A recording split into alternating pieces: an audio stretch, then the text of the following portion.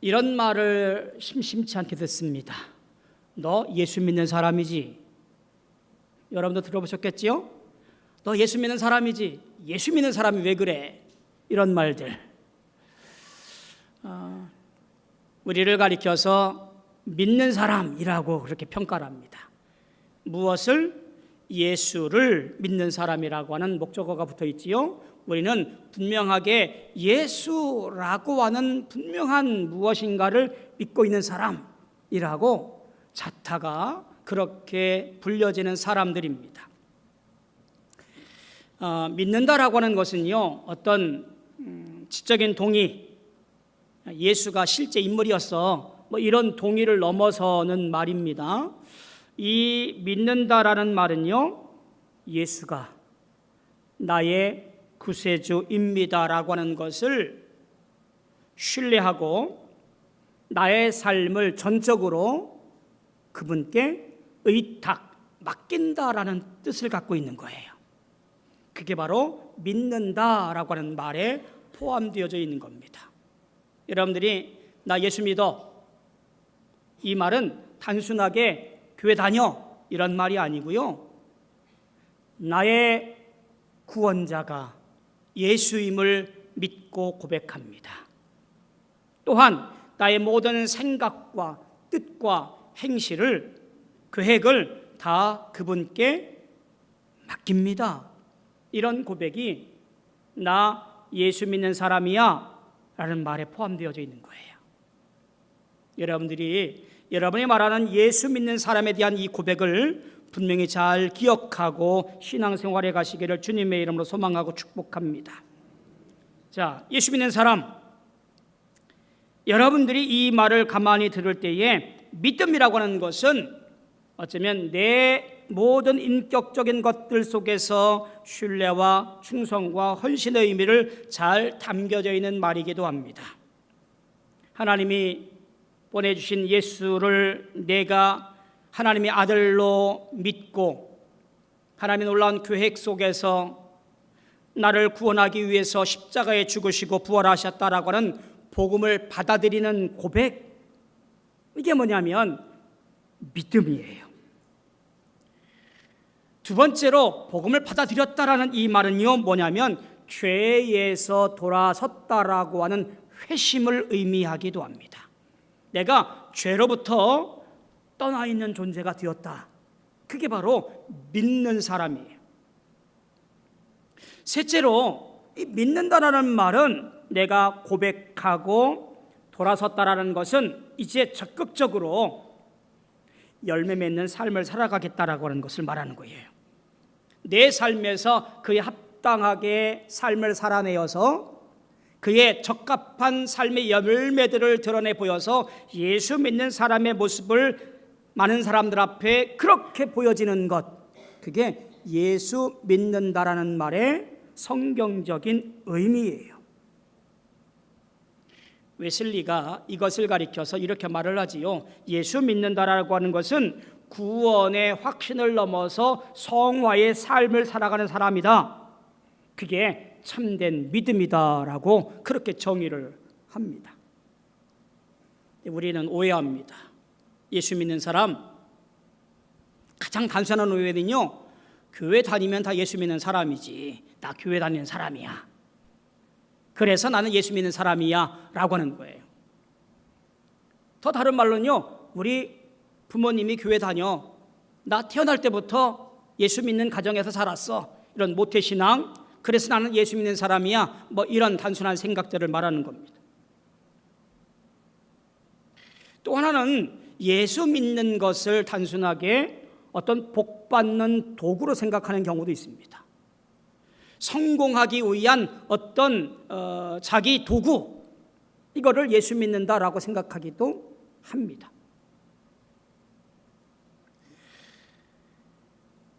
또 한 가지는 예수 믿는다라고 하는 것이 그저 말로만 그치는 경우도 있습니다. 행실로 행하지 아니하고 말로만 끝나는 경우, 이렇게 그릇된 예수 믿는 사람의 모습을 드러내 보이지요. 교회 다니니까 예수 믿는 사람이야, 예수 믿어야 복 받아, 말로만 예수 믿는 것, 여러분 이것들은 예수 믿는 것이 아니에요. 교회에 소속되어 있는 것이 예수 믿는 것이 아닙니다. 예수 믿는 것을 우리가 명확히 해야 될 이유가 여기에 있어요. 예수 믿는다라는 말은 앞서서 말했지만 내가 예수를 인격적으로 만나 그분의 삶의 모습 속에서 주권적인 것을 따라서 내가 이를 고백하고 말씀을 따라 살아가겠노라고 결단할 뿐만 아니라 적극적으로 거듭남을 경험하고 그의 사랑 안에 자라나며 열매 맺어 영광 돌리겠다라는 거룩한 삶을 추구하는 것, 썬데이 크리스찬이 아니라 에브리데이 크리스찬이 되어져야 된다라는 말이에요. 매일매일의 삶이 우리 모든 성도들의 삶이어야 된다라는, 믿는 자의 삶이 된다라고 하는 이 말을 기억해야 됩니다. 사랑하는 성도 여러분, 예수 믿는 척 하지 말고 진짜로 예수 믿는 사람 되시기를 주님의 이름으로 축원합니다. 그래야 돼요. 오늘 11장, 히브리서 11장을 보게 되어지는데요, 우리가 믿음장이라고 불려지는 이 말씀은 참 많은 사람들이 말씀을 읽고 마음에 새기고 은혜 받는 말씀이지요. 맞습니다. 우리 기독교 역사 속에서 이 말씀을 붙잡고 많은 사람들이 신앙을 경주해 왔더랬습니다. 믿음이란 바라는 것들의 실상이요 보이지 않는 것들의 증거다 라는 이 말씀을 여전히 꼭 붙잡고 살아갑니다. 세상에 보이는 것, 그것을 판단하고 만질 수 있는 가치를 세상 속에 두는 것이 아니라 믿음이라고 하는 것은 보이지 않는 것을 바라보는 것이다 라는 것을 말씀하는 이 말씀 붙잡고 살아가는 것이 우리 모든 사람들의 소망이고 또 고백이었더랬습니다. 하나님이 계시다는 것을 확고하게 믿고 하는 그 전제 아래 오늘도 그의 약속을 반드시 이루어지는 것을 소망하는 삶, 신뢰하는 삶, 이것이 믿음이다라고 그렇게들 고백해 왔더랬어요. 그도 그럴 것이 도스토옙스키의 카라마조프가의 형제들에 보면 이런 한 구절이 들어가 있어요. 뭐라고 그러냐면 하늘에 별이 없다면 인간은 짐승보다 못한 존재가 될 것이다 라고 적어 놓았습니다. 참 신기한 말이에요. 하늘에 별이 없다면 인간은 짐승보다 못한 존재가 될 것이다. 나의 모든 것을 주관하시고 나의 모든 것을 섭리하시고 내 모든 인생의 주인 되어주시는 하늘의 별 하나님이 계시지 않다면 나는 그저 별 볼 일 없는 짐승에 불과하다라는 이 고백이 얼마나 귀한 고백인지 알 수가 없습니다. 우리는 어떤 존재예요? 하늘의 별이 있음을 기억하고 인정하며 그분의 말씀을 따라서 오늘도 믿음의 길을 경주해가는 것, 그것이 이 소설가가 우리에게 전해주고 싶은 그 한 구절 말을 담아놓고 있는 것이라고 보여지는 거예요. 다시 한번 중요한 질문을 던질 필요가 있겠지요. 믿음이 뭐냐라고 하는 거예요. 여러분, 믿음이 뭘까요? 오늘 우리가 신앙생활을 10년, 20년, 30년, 40년 했다 할지라도 이 질문 앞에 진솔하게 고백해야 할 때가 지금이라고 보여져요. 믿음이 뭘까? 믿음이 뭘까? 내가 믿는 믿음이 정말 확실한가? 바른 건가? 히브리서 말씀에는요, 엄밀히 말하면 믿음에 대한 정의가 없어요. 믿음이 뭐다라고 확실하게 정의 내리는 것이 없어요. 대신에 믿음으로 살아간 사람들은 이렇게 살았다라고 설명을 합니다. 왜 그럴까요? 히브리서 기자가 히브리서를 기록할 때에는 이런 일이 있었습니다. 약 AD 70년경, 혹자는 AD 90년경 이렇게 기록했다라고 약간의 좀 연도의 차이가 있습니다만 대체적으로 AD 70년경에 기록된 것으로 보고 있는데요. 자, 이때 초대 기독교 어떻게 있었냐면 이방인들이 개종을 하고 기독교, 예수 믿는 신앙 공동체 안에 굉장히 많이 들어옵니다. 그런데도 이 예수 믿는 신앙 공동체 안에서의 주류는 누구냐면 유대 개종자들이에요. 유대인들이에요. 이들이 교회 안에 주류를 이루고 있고 그들의 신앙을 계속해서 강조하며 믿음을 얘기해요. 믿음으로 고백하는 것도 중요하지만 율법도 중요하지 않냐? 모세의 가르침도 중요하지 않냐? 우리 선조들의 전통도 중요하지 않냐? 이런 것들을 강조하면서 교회를 어지럽혀요. 밖에서는 로마 정부의 억압과 박해와 죽음이 도사리고 있고 내부적으로는 이렇게 신앙적 갈등과 믿음에 대한 복음에 대한 일들이 명확하게 구분되어지지 아니하니 혼란 속에 빠질 수밖에 없어요. 히브리서 기자는 앞서서 하는 일련의 여러 말씀 가운데 너희가 그렇게 존경하는 모세, 그 모세보다도 예수 그리스도가 더 우월한 분이야. 그분이 우리 믿음의 주체야 라는 것을 강조하게 되어져요. 그러면서 오늘 11장에 와서 이렇게 말하는 겁니다. 믿음은 바라는 것들의 실상이요 보이지 않는 것들의 증거라고 강조를 하게 되어집니다.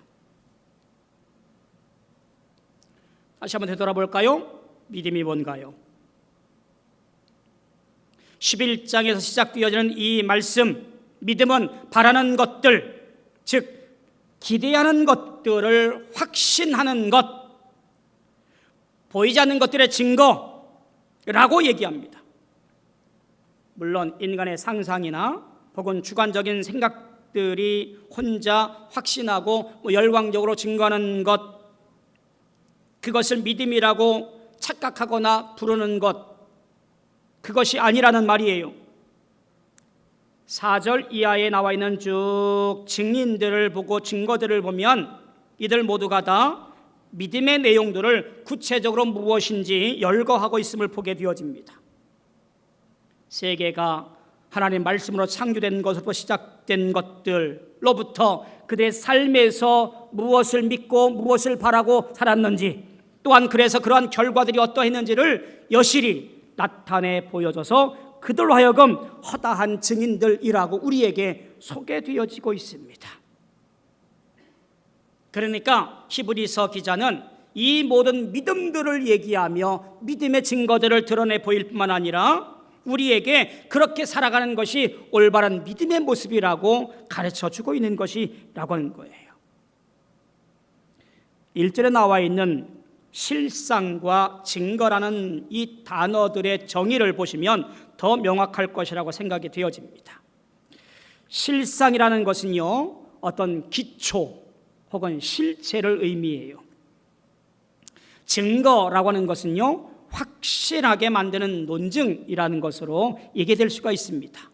그러니까 이 실상과 증거라는 말을 조합하면 믿음이라고 하는 것은 어떤 주관적인 감정이 아니라 보이지 않지만 실제 않은 하나님 나라의 견고한 기초를 두고 서 있는 사람, 그게 믿음의 사람이라는 거예요.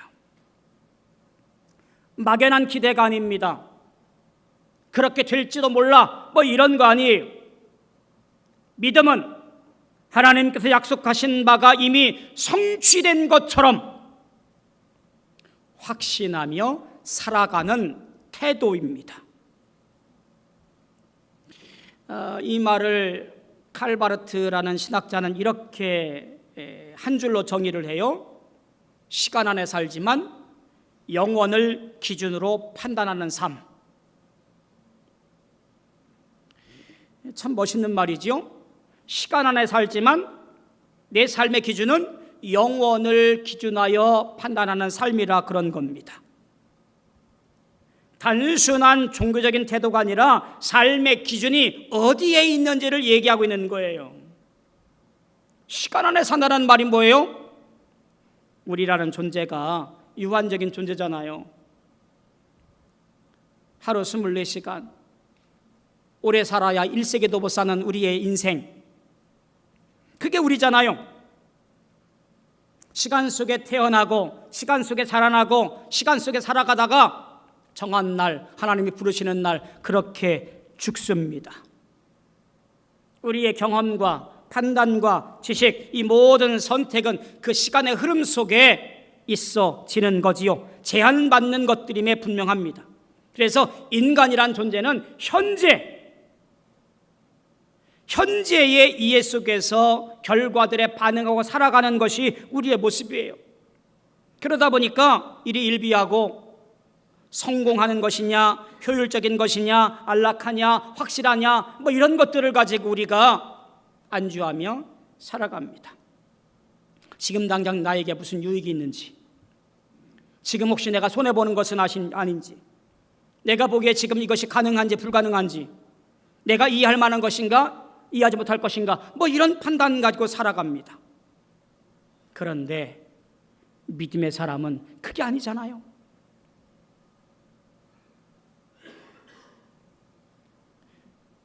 우리는 영원을 사모하는 사람이에요. 영원을 기준으로 판단하는 거예요. 상가집에 가면요, 조문하러 가면 리본들을 많이 보게 되어지나요? 그 화환의 리본들, 조화의 리본들을 보게 되어지는데, 세상적인 사람들은 그렇습니다. 명복을 빕니다. 뭐 이런 거 쓰잖아요. 저 죽음의 세계에 가서 복을 빈대요. 그게 명복이에요. 뭐 근조 뭐 이런 거 쓰잖아요. 우리 믿는 사람 뭐라고 써요? 참 은혜가 되지요? 천국에서 만나요. 천국 환송 예배. 저는 이런 것을 볼 때마다 그래도 우리의 기준과 판단이 영원에 있구나라는 생각이 들어요. 갈바르트는 여기에 기독교 신앙의 전환점이 있다라고 보는 거예요. 믿음의 사람은 비록 시간이라는 제약 속에 살고 있지만 판단과 선택의 기준이 영원한 하나님께 둔다라는 말이에요. 다시 말해서 시간의 역사와 사건을 하나님 관점에서 바라보는 것, 이것이 믿음의 방식이에요. 내가 넘어지고 내가 다치고 문제가 생기고 실패하고 좌절할 일이 생기면 믿음의 사람은 이렇게 물어보는 거예요. 하나님의 뜻과 계획이 무엇인가요? 실제말로 재수 없어, 이렇게 세상 사람이 말하는 것을 따라서 하는 것이 아니라 영혼을 사모하는 믿음의 사람은 하나님, 무슨 계획이 있으신가요? 하나님, 제가 어떻게 살아갈까요? 제가 어떻게 방향을 바꿀까요? 하나님 뜻이 무엇인가요? 이렇게 물어보는 것이 영원의 기준을 두고 판단하는 삶이라 그런 거예요. 결국 믿음이란 보이지 않는 하나님 말씀의 권위에 붙들려 살아가는 것, 그게 믿음이라고 하는 거예요. 윤리적인 결단이나 세상의 시간에 따라 살아가는 것이 아니라 하나님의 계시 앞에 선 응답이 바로 이렇게 고백되어지는 거예요. 저는 다른 분들 모르겠습니다. 오늘 함께 예배드리는 우리 모든 성도들이 진정한 믿음의 삶을 통해서 살아내시는, 영혼을 사모하며 그 판단 아래서 하나님 말씀에 붙들려 살아가는 진정한 믿음의 사람들 되어지기를 축복합니다. 그러면 구체적으로 어떻게 살까요? 첫째, 이런 겁니다. 보이지 않는 것을 보는 삶을 살아가시기를 주님의 이름으로 축복합니다. 3절에 보니까 보이는 것은 나타난 것으로 말미암아 된 것이 아니니라 라고 선언합니다. 창조의 신비를 넘어서 믿음의 시선을 말해주는 겁니다. 믿음은 현실 너머의 실제를 보는 눈이에요. 지금 눈앞에 보이는 현실, 이런 것들이 아니라 그 현실을 넘어서 하나님의 계획과 섭리를 바라보는 거예요. 그것을 신뢰하며 살아가는 거예요. 그게 바로 허다한 믿음의 증인들의 삶이었다라는 겁니다. 미국의 노예 해방 역사 가운데 잘 드러나지 않은 한 흑인 여성이 있습니다. 하리엇 터브먼이라는 이 여성은요, 어느 날 하나님께 응답받아요. 노예들을 위한 해방, 흑인 노예 해방을 위해서 부름받았다는 사실을 그가 깨닫게 되어지고 그 말씀을 따라서 믿고 노예 해방 운동에 참여를 하게 되어져요. 자, 그런데 많은 문제가 있지요. 흑인이었습니다. 여성이었습니다. 어느 누구도 인정할 만한 조건이 전혀 없는 상태였습니다. 근데 이 여인은 하나님께서 주신 말씀, 노예 해방이라고 하는 그 보이지 않는 것을 향하여 온 힘을 다하여 생을 던집니다. 그가 이렇게 말합니다. 믿음의 나침반,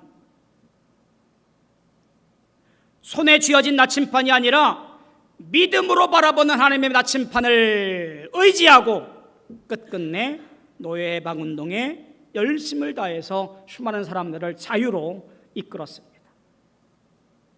이게 지금 단적인 예예요. 지금 당장 눈앞에는 핍박과 고난과 어려움이고 현실은 고생이지만, 그러나 저 너머에 있는 해방을 위해서 애썼던 한 여인의 모습이 오늘날 우리에게 견주어 보면 지금 내 삶은 여전히 힘들고 어렵고 벗어날 길이 없는 것 같지만 우리의 눈과 시선과 마음은 어디? 저 영원한 하나님 나라를 사모하며 살아가는 성도, 믿음의 사람들이 되어줘야 된다는 사실이에요. 두 번째, 믿음은 어떤 삶을 살아가는 것이냐? 하늘의 본향을 사모하는 삶의 여정이라는 이야기예요. 11절 이하에 보면 아브람과 사라의 이야기가 등장을 하게 되어지지요. 아브람과 사라의 이야기는 본래적으로 순례자의 삶이라고 그렇게 볼 수 있습니다. 약속의 땅에 도달하지 못했지만 그 땅을 사모하며 그들은 생을 마감하게 되어집니다. 왜 그들은 땅을 포기 안 했을까요? 단순한 땅이 아니라 하나님이 설계하시고 건축하신 더 나은 본향이 있음을 알았기 때문에 그래요. 믿음의 사람이 그런 거예요. 지금 우리가 살고 있는 지금 이 땅은 우리가 걸어가는 순례자의 길뿐입니다. 일시적인 삶의 안락함에 취하지 아니하고 만족함에 그저 휩싸이지 아니하고 내가 걸어가야 할 저 영원한 본향, 당도해야 할 영원한 본향이 있음을 믿고 믿음의 눈으로 살아가는 것, 그것이 바로 믿음의 사람의 모습이라는 이야기입니다. 이 땅에 발을 딛고 살아가되 하나님을 바라보는 것, 그것이 바로 오늘 우리 믿음의 삶인 줄로 믿습니다. 오늘 우리는 불확실한 시대에 살고 있습니다. 정치도 그렇고요, 경제도 그렇습니다. 어쩌면 신뢰하기 어려운 때입니다. 미국은 극성스럽게 자국의 이익을 위해서 관세 정책을 피고 있고요, 중국도 못지않게 우리를 위협하고 있습니다. 일본도 여러 일들을 취하면서 자국의 이익을 위해서 애쓰고 있습니다. 그 사이에 낀 우리는 자칫 잘못하면 마치 백척간도 있는 것처럼 떨어지고 실패하고 쓰러지기 쉬운 어려운 때에 살고 있어요.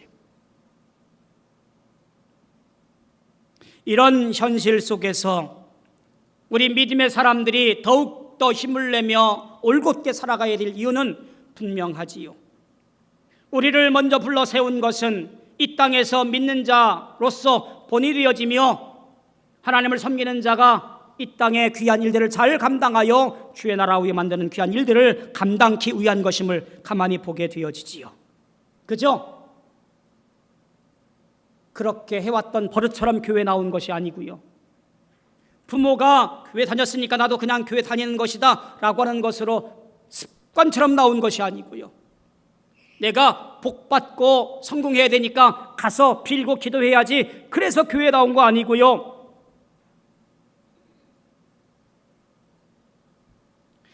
내가 내딛는 이 한 걸음 한 걸음이 주님이 기뻐하시는 일이고 내 신앙의 고백이고 그래서 하나님과 함께하는 길이기에 오늘도 믿음으로 걸어가는 삶, 그래서 모든 것 속에서 승리하고 빛된 삶을 살아가기 위한 것, 그것이 우리가 걸어갈 분명한 방향, 믿는 자의 모습입니다.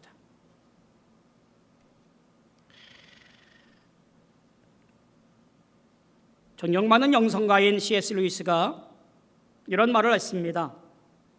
하늘을 목표로 하면 이 땅도 따라오지만 땅만 목표로 하면 하늘도 잃어버린다. 여러분, 믿는 사람이라는 이 자타가 우리를 향해서 말하고 있는 이 한마디가 내 신앙의 관점과 삶의 가치를 어디에 두는지를 분명히 합니다. 우리는 하늘을 사모하고 하늘을 바라보고 하나님께 동행하여 살아가는 인생들이에요. 그리하면 이 땅도 우리를 따라오게 될 겁니다. 땅에서 살려고 아둥바둥 동분서주할 때 신앙도 잃어버리고 하늘도 잃어버리고 하나님도 잃어버리는 그런 미련한 짓을 하지 않기를 소망합니다. 믿음은 결국 하늘을 목표로 삶을 사는 모습입니다. 보이지 않는 것을 보게 하며 아직 이루어지지 않는 것을 누리게 합니다. 우리가 이 믿음으로 살아간다면 하나님은 부끄러워하지 아니하시며 영원한 본향 우리 앞에 두실 것이 분명합니다. 그러니 오늘도 묵묵히 그러나 분명하게 믿음으로 한 걸음 한 걸음 내딛어 승리하시는 하나님을 기쁘시게 하는 우리 믿음의 성도들 다 되어지기를 주님의 이름으로 소망하고 축복합니다. 1절을 제가 다시 한번 읽습니다. 믿음은 바라는 것들의 실상이요 보이지 않는 것들의 증거니라. 아멘. 기도하겠습니다.